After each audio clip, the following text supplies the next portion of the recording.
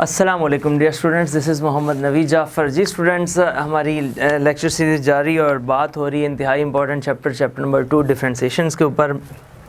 आज जो मेरा टॉपिक होगा बड़ा इंटरेस्टिंग टॉपिक है, एप्लीकेशन ऑफ डेरिवेटिव्स की तरफ हम आ गए। प्रीवियस लेक्चर में मैंने ज्योमेट्रिकल इंटरप्रिटेशन भी आपको बता दी कि ज्योमेट्रिकल इंटरप्रिटेशन ऑफ डेरिवेटिव्स क्या होती है, ज्योमेट्रिकली डेरिवेटिव किस चीज़ को रिप्रेजेंट करता है, स्लोप ऑफ टेंजेंट को, ये आपको लास्ट लेक्चर मिल जाएगा। तो अब मैं बात करता हूँ थोड़ा इंक्रीजिंग डिक्रीजिंग फंक्शंस के ऊपर। अब ये इंक्रीजिंग डिक्रीजिंग फंक्शंस क्या होते हैं, फिर उसमें ये पहले मैं कुछ डेफिनेशंस आपको समझाऊंगा और फिर मैं आपको लेके आऊँगा एक्सरसाइज के क्वेश्चन नंबर 1 की तरफ। फिर इसी तरह नेक्स्ट क्वेश्चन की कुछ डेफिनेशन समझाऊंगा और फिर उस पर बात करेंगे और ये सिलसिला जारी रहेगा। जी स्टूडेंट्स, अब हम देखते हैं कि ये फंक्शन इंक्रीजिंग फंक्शन क्या है और डिक्रीजिंग फंक्शन क्या है। तो पहले तो डेफिनेशंस मैं लिखता हूँ, अंडरस्टैंड कीजिएगा, और फिर हम उस पर आगे डिस्कशंस करेंगे, एग्जाम्पल्स लेंगे और फिर हम आपकी एक्सरसाइज पे भी आएंगे। इंक्रीजिंग फंक्शन क्या है? आपका कोई फंक्शन जो है, मैं अगर एक सादा सी एक डेफिनेशन लिखूं कि let f of x be a function, f of x be a function, आपके पास ये एक फंक्शन है defined in the interval, defined in the interval A B, कोई एक इंटरवल है जिसमें ये डिफाइंड है, तो then it is called increasing function। ये आपका फंक्शन increasing होगा, it is called increasing function if कोई दो वैल्यूज ले लें इसी इंटरवल में से, x1 x2 belongs to this particular interval AB such that कि x1 आपका x2 से छोटा हो और ये इम्प्लाइज कर दे कि फंक्शन में पुट करने पर भी यही रिलेशन रहेगा, तो फिर आप कहेंगे कि आपका जो एफ ऑफ एक्स है वो इंक्रीजिंग फंक्शन है। यानी कि किसी इंटरवल में से कोई दो वैल्यूज उठाई और वो दो वैल्यूज उठाने पर इस तरह से एक वैल्यू छोटी एक वैल्यू बड़ी, ऑब्वियसली जो आपके पास प्रॉपर्टी है रियल नंबर्स की, तो दो नंबर्स के दरमियान यही रिलेशन होता है। तो अगर वो फंक्शन में पुट करने पर, ये जो एफ ऑफ एक्स फंक्शन है, इस फंक्शन में पुट करने पर जो रिलेशन इन वैल्यूज के दरमियान है वही रिलेशन उन फंक्शंस के दरमियान आ जाए, यानी कि x1 छोटा x2 से तो एफ ऑफ x1 भी एफ ऑफ x2 से छोटा ही आए, तो अगर ऐसा हो तो वो फंक्शन क्या होता है? इंक्रीजिंग फंक्शन होता है। ठीक हो गया? मिसाल के तौर पे कोई एक एग्जांपल भी ले लें, फिर दूसरी डेफिनेशन लिख देता हूँ। F of x is equals to, फर्ज करें मैं x² + 1 एक फंक्शन ले लेता हूँ, इंटरवल में कुछ भी रख लेता हूँ 1 से लेके 5 तक, तो इसमें से कोई दो वैल्यूज उठा के आप यहाँ से चेक कर सकते हैं। लेट्स मैंने 2 और 3 कोई दो वैल्यूज ले ली 1 से 5 के दरमियान। ये सारी बातें जरा गौर कीजिएगा। x1 x2 belongs to this interval, अब यहाँ पे मैंने क्या कह दिया, 2 3 बिलोंग्स टू दिस इंटरवल, ये x1 है ये x2 है। जब इसमें पुट करूंगा और ऑब्वियसली आपको 2 इज लेस देन 3 नजर आ रहा है, तो मैं जब 2 पुट करूंगा तो मेरे पास क्या आ जाएगा, 2² + 1 5, और 3 पुट करूंगा तो मेरे पास क्या आ जाएगा, 9 10, एफ ऑफ 3 10। तो आपने देखा कि 2 लेस देन ये था और यहाँ F of 2 less than F of 3 है, तो आपके रिलेशन में कोई फर्क नहीं पड़ा, इसलिए ये फंक्शन क्या है? इंक्रीजिंग फंक्शन है। एक डेफिनेशन। अब इसी इंक्रीजिंग फंक्शन को थोड़ा सा और आसान तरीके से अगर आप डिफाइन कर दें तो वो आपके पास स्टूडेंट्स क्या बनता है? ये second definition, a function f of x is said to be increasing, is said to be increasing function। आपका ये फंक्शन इंक्रीजिंग फंक्शन बन जाएगा if अगर f dash of x is greater than 0 where x belongs to a b। इस interval आप उस function का simply एक डेरिवेटिव लें और वो डेरिवेटिव जो है आपका क्या करें, वो डेरिवेटिव लेने पर आप उस इंटरवल में से कोई वैल्यू उठाएं, उस फंक्शन के डेरिवेटिव में पुट करें और अगर उसका जवाब पॉजिटिव आ जाए तो वो फंक्शन इंक्रीजिंग होता है। अब यही बातें जब मैं डिक्रीजिंग में लेके आऊंगा तो ऑटोमेटिकली आपको समझ जाना चाहिए कि आप कहते हो let f of x be a function defined in the interval, function defined in the interval AB then it is called, तो ये आपका फंक्शन डिक्रीजिंग फंक्शन कहलाएगा, डिक्रीजिंग फंक्शन इफ कोई आप x1 x2 लेते हैं इस इंटरवल में से और x1 सच दैट कि x1 आपका x2 से छोटा है बट f ऑफ x1 जो है वो f ऑफ x2 से बड़ा हो जाए। यहाँ चेंज देखा आपने, बाकी सारी डेफिनेशन वही है, ये x1 x2 से छोटा है, इधर भी x1 x2 से छोटा है, इधर रिलेशन सेम रहा, f of x1 f of x2 से छोटा ही रहा इंक्रीजिंग के केस में, लेकिन इधर क्या हुआ कि f of x1 f of x2 से बड़ा हो गया। तो इसकी एग्जांपल, फॉर एग्जांपल मैं कहता हूँ f ऑफ x मैं ले लेता हूँ कोई 1/x, ठीक हो गया। अब मैं अगर ऐसा करूँ कि इंटरवल वही ले लूँ 1 से 5, 2 लेस देन 3 है, और जब मैं f ऑफ 2 करूँगा तो 1/2 से आंसर आ रहा है 0.5, जब मैं f ऑफ 3 करूँगा तो 1/3 से आंसर आ रहा है 0.3। सो आपने देखा 0.5 और 0.3 में क्या रिलेशन है कि आपका 0.5 बड़ा हो गया, जबकि 0.5 आंसर किसका था, 2 का, और ये आंसर था 3 का। तो आपने देखा 2 3 से छोटा था लेकिन f ऑफ 2 f ऑफ 3 से बड़ा आ गया, तो ऐसा फंक्शन क्या होता है, डिक्रीजिंग फंक्शन कहलाता है। अब यही इस सेंस में भी डेफिनेशन बनाई जा सकती है कि इधर मैं अगर इसको लिख दूं, ये एग्जांपल समझ आ गया आपको। उसके बाद अब यही डेफिनेशन मैं ऐसे अगर लिख दूं, a function f of x is said to be decreasing function, is said to be decreasing function, वो बच्चों डिक्रीजिंग फंक्शन कहलाएगा if f dash of x is less than 0 for all x belongs to this interval। अगर x इस interval को belong कर रहा है और उसको फर्स्ट ऑर्डर डेरिवेटिव में पुट किया उसमें से कोई भी वैल्यू को, और जवाब आपका नेगेटिव आ गया, तो इसका मतलब क्या है कि वो फंक्शन डिक्रीज कर रहा है। ये दो बातें हो गई। आपने गौर किया, मैंने डिक्रीजिंग की बात कर दी, इंक्रीजिंग की बात कर दी। जब इंक्रीजिंग की बात की तो मैंने कहा जी आपका जो फर्स्ट ऑर्डर डेरिवेटिव है वो पॉजिटिव होगा, डिक्रीजिंग की बात की वो नेगेटिव होगा, ना इक्वल 0 इसमें शामिल किया ना इक्वल 0 इसमें शामिल किया। तो ये अगर 0 आ जाएगा तो क्या सीन बनेगा, जरा इस पे गौर करें। अगर फर्स्ट ऑर्डर डेरिवेटिव का जवाब 0 आ जाता है तो क्या होगा, आपने गौर किया कभी कि लेट्स, और फिर इंक्रीजिंग का ग्राफ अगर आप देख रहे होंगे तो कुछ इस टाइप से बन रहा होगा, फंक्शन अपवर्ड मूव कर रहा होगा। डिक्रीजिंग का ग्राफ कुछ इस सेंस में बन रहा होगा, डाउनवर्ड मूव कर रहा होगा।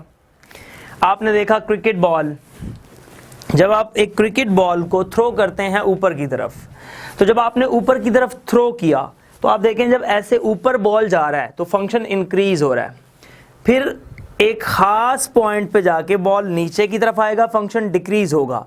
लेकिन वो खास पॉइंट की तो अभी बात ही नहीं की हमने कि फंक्शन इंक्रीज कर रहा था अचानक से डिक्रीज करना शुरू हो गया। ऐसा हो नहीं सकता कि वो बॉल रुके बगैर वापस आ जाए। अगर वो बॉल रुकेगा नहीं तो वो कभी वापस नहीं आएगा, वो ऊपर की तरफ ही जाएगा।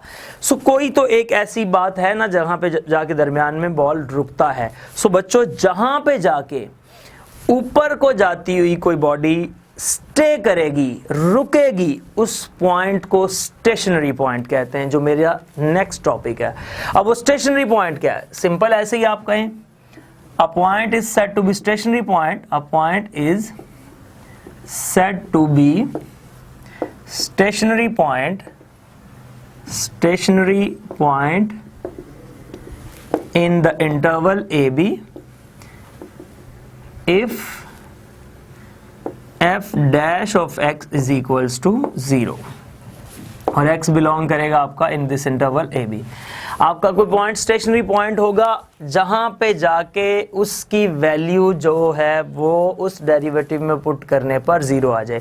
अब आप देखें ये था ना ग्राफ, अब लाजमी बात है ये यहाँ पे फंक्शन क्या कर रहा है, इंक्रीज कर रहा है, इधर इंक्रीजिंग फंक्शन और इधर क्या है, डिक्रीजिंग है फंक्शन। तो यहाँ पे लाजमी तौर पे फंक्शन एक दफा रुका होगा।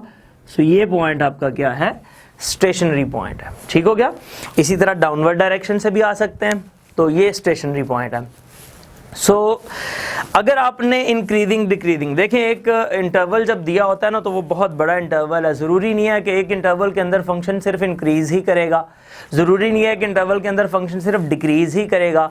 सो हमें देखना होता है कि पहले तो ये चेक कर लें कि आया कि इस इंटरवल के अंदर कहीं फंक्शन स्टे कर रहा है, रुक रहा है, क्योंकि अगर फंक्शन कहीं रुक रहा है, कोई स्टेशनरी वैल्यू आ रही है, तो स्टेशनरी वैल्यू आने पर यह ज़रूरी है कि फंक्शन उससे पहले या उसके बाद उसकी सिचुएशन बदलेगी, एक तरफ इंक्रीज करेगा दूसरी तरफ डिक्रीज करेगा, या एक तरफ डिक्रीज कर रहा है तो दूसरी तरफ इंक्रीज करना शुरू कर देगा। तो ये सिचुएशन देखना ज़रूरी है कि हम चेक कर लें आया कि फंक्शन कहाँ पे इंक्रीज और डिक्रीज हो रहा है। ठीक हो गया।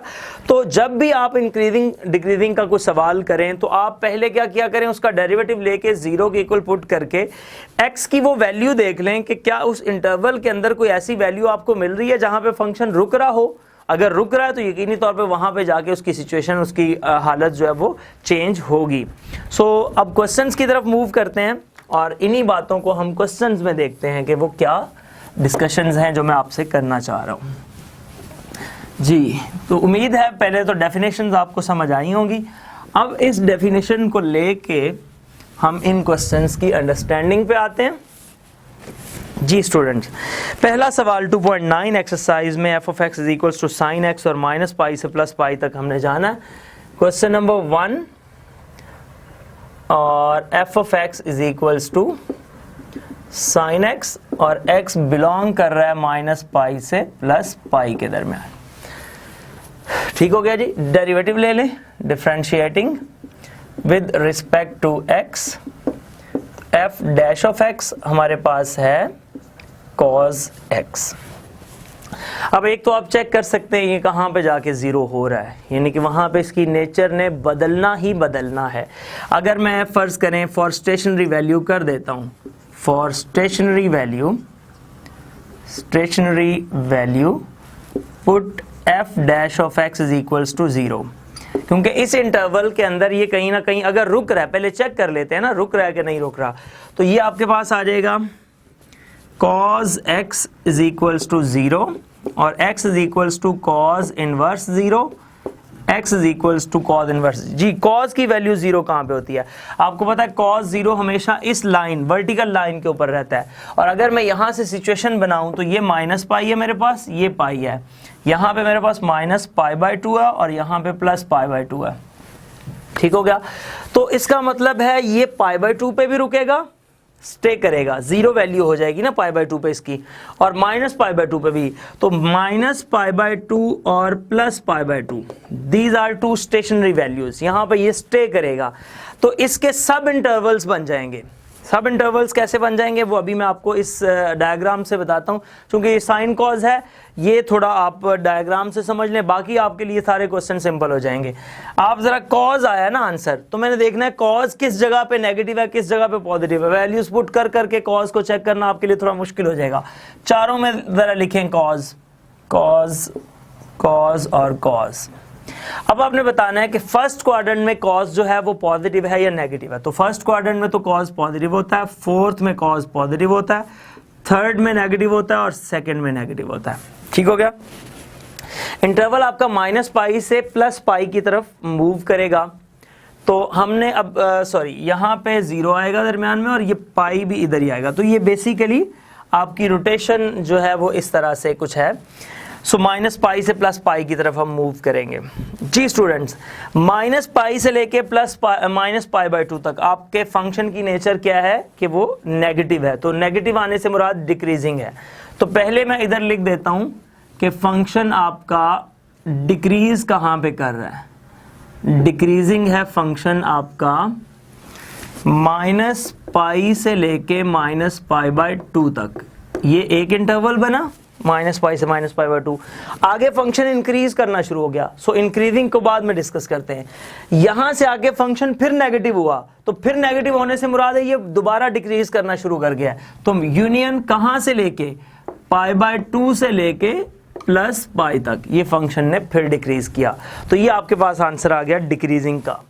अब बात करते हैं इंक्रीजिंग की। तो इंक्रीजिंग तो विदाउट ब्रेक आपने देखा कि -π/2 से 0 और 0 से π/2, यानी कि ब्रेक ही नहीं आया तो एक इंटरवल बनेगा -π/2 से +π/2 तक ये फंक्शन आपका इंक्रीज कर रहा है। सो इस सिचुएशन में इंक्रीजिंग और इस सिचुएशन में डिक्रीजिंग दोनों सेंसेस आपने इसकी देख ली। तो ये आपके पास क्वेश्चन था। अब इससे आगे की तरफ अब हम मूव करते हैं और इसमें सेकंड पार्ट भी देखते हैं, फिर आखिरी दो में से कोई एक देखेंगे। तो सेकंड पार्ट की तरफ चलते हैं जी।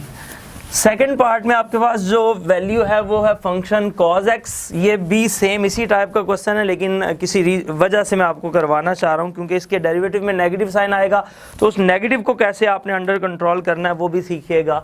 सेकंड पार्ट है आपके पास f(x) = cos x, और जो इंटरवल दिया गया है वो -π/2 से लेके +π/2 तक का है। इसमें आपका x बिलोंग करता है। सो स्टूडेंट्स, आपने क्या करना है, f(x) इसका डेरिवेटिव ले लें जो कि क्या बन जाएगा -sin x।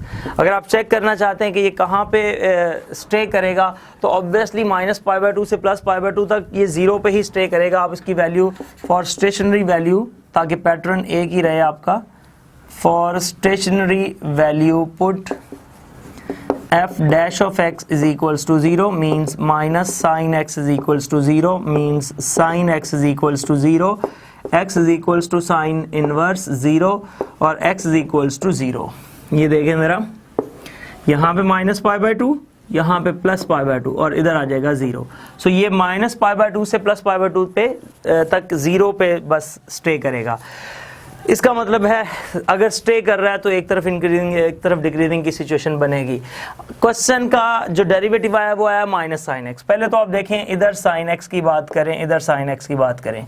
यहाँ sin x नेगेटिव होता है फोर्थ में और फर्स्ट में sin x पॉजिटिव होता है। लेकिन अगर मैं इसके साथ माइनस लगा दूं तो फर्स्ट में sin x क्या हो जाएगा, नेगेटिव। sin x पॉजिटिव है, लेकिन जब उसके साथ माइनस आएगा तो वो क्या हो जाएगा, नेगेटिव।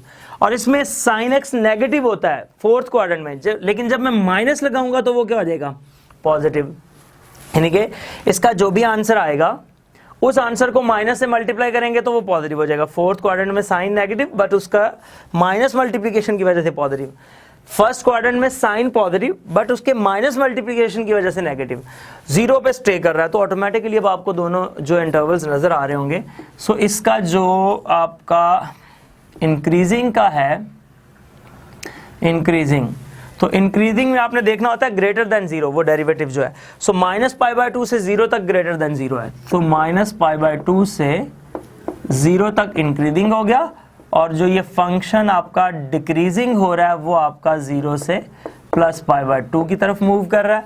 सो स्टूडेंट्स, ये आपके पास इंक्रीजिंग डिक्रीजिंग की सिचुएशन बन गई। अब इससे आगे दो पार्ट्स हैं जिसमें से मैं लास्ट कर देता हूँ और बाकी आप जो है वो खुद ट्राई कीजिएगा एक पार्ट, और इस तरह हमारा ये लेक्चर कंप्लीट होगा।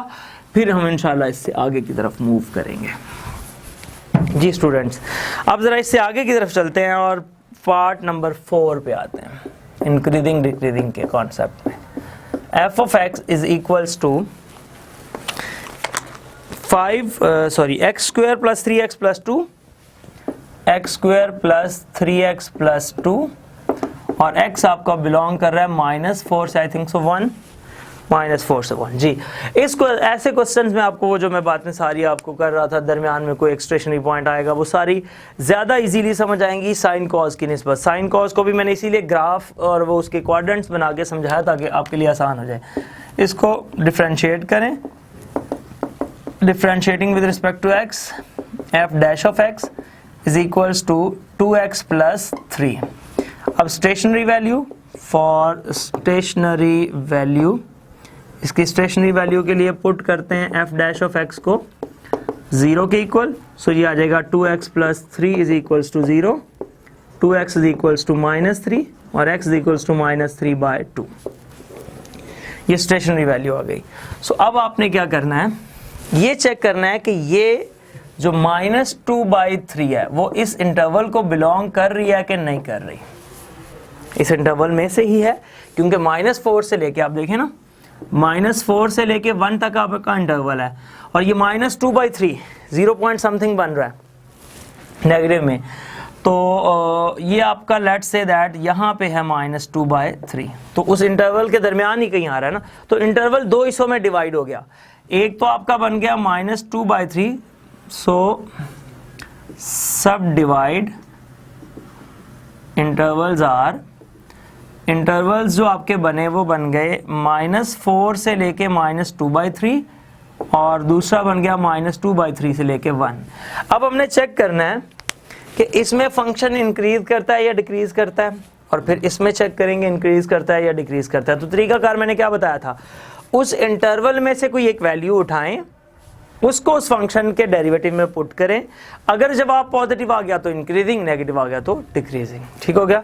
सो लेट हम एक वैल्यू लेते हैं -4 से -2, -3 ले लेते हैं। -3 belongs to -4 -2/3, sorry -3/2, really sorry -3/2, ये गलत लिखा गया, -3/2 -3/2 और -3/2। जी, इसके दरमियान से -3 एक वैल्यू पिक की, उसको मैं इस डेरिवेटिव में पुट करता हूं। सो 1 implies f dash of -3 is equals to 2 into -3 plus 3, तो ये आ जाएगा -6 plus 3, आंसर आ गया -3। सो f dash of -3 ये लेस देन 0 है, तो आपका आंसर क्या आ गया, लेस देन 0। इसका मतलब हो गया फंक्शन आपका डिक्रीजिंग है इन -4 to -3/2, इसके दरमियान आपका फंक्शन जो है वो डिक्रीज कर रहा है। इसी तरह आप नेक्स्ट इंटरवल में से कोई एक वैल्यू उठाएंगे और फिर उसमें चेक कर लेंगे। सो नेक्स्ट ये अब आप इस इंटरवल में से कोई भी वैल्यू लेके चेक कर ले, आपका फंक्शन नेगेटिव रहेगा। क्यों भला, आपने जो जहां पे वो फंक्शन स्टे किया था वो वैल्यू निकाल ली, अगर कोई और वैल्यू भी आ रही होती तो आपको साफ दायरा यहाँ से मिल जाती, लेकिन वो एक ही वैल्यू आई जहां पे फंक्शन ने रुकना है।